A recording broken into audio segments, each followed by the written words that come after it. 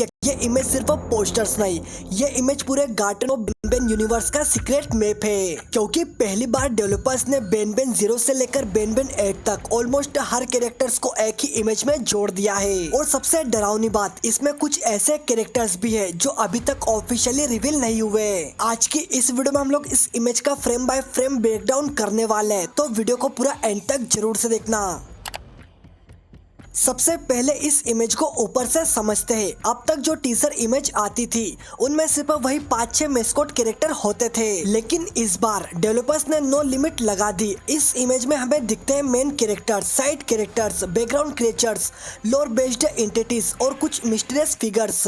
यानी ये इमेज सिर्फ बेन 9 की नहीं, पूरी गार्डन ऑफ बेन टाइमलाइन की समरी है। और ये पहली बार है जब डेवलपर्स ने बेन 0 से लेकर बेन 8 तक सबको एक फ्रेम में रखा है। ये खुद में एक बड़ा हिंट है।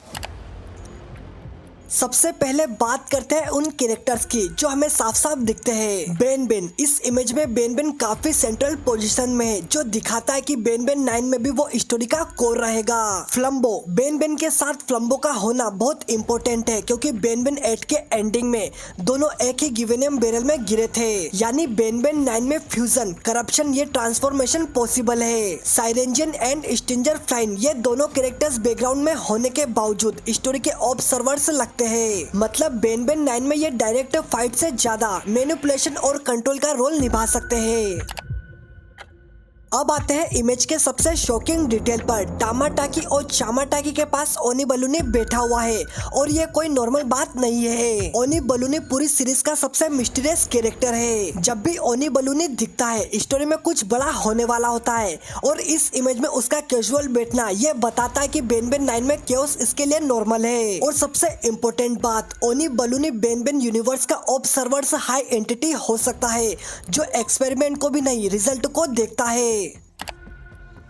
इमेज के सेंटर में हमें दिखती है ब्रुसिस्टा। बहुत से फैंस को लगता है वो किसी न्यू मॉन्स्टर को पेंट कर रही है, लेकिन जूम करने के बाद पता चलता है वो सिर्फ मिस्टर कबाब है। और यही डेवलपर्स का ट्रैप था। यूफोरिक ब्रदर्स जानबूझकर ऐसे चीजें डालते हैं ताकि फैंस से गलत कंक्लूजन निकाले, बट रियलिटी में ब्रुसिस्टा का रोल क्रिएशन से ज्यादा मैनिपुलेशन से जुड़ा हुआ है। वो चीजें बनाती नहीं, वो मॉडिफाई करती है, और बेन 9 में ये एबिलिटी बहुत डेंजरस हो सकती है। इस इमेज के अंदर बेन 8 के ऑलमोस्ट सारे की कैरेक्टर मौजूद है। एल्डर गिवेनियम विलेजर्स, वर्जाहा, मिस मिमिकर, क्लोरेंजो और क्लोरेंजो बेबीज। इसका मतलब क्लियर है, बेन 9 बेन 8 का सीक्वल नहीं, डायरेक्ट कंटिन्यूशन है। कोई टाइम जंप नहीं, कोई रिसेट नहीं। जो केओस बेन 8 में शुरू हुआ वही बेन 9 में एक्सप्लोड होगा। अब आते हैं इमेज के हिडन ऑब्जेक्ट्स पर। बहुत लोगों ने नोटिस नहीं किया। प्लेयर का ओल्ड रिमोट सिंबल है कंट्रोल का, और हिंट देता है कि प्लेयर का रोल बेन 9 में चेंज हो सकता है। क्वीन बाउंजेलिया का सेप्टर पावर और अथॉरिटी का सिंबल, जो दिखता है कि पुराने रूलर्स का इन्फ्लुएंस अभी जिंदा है।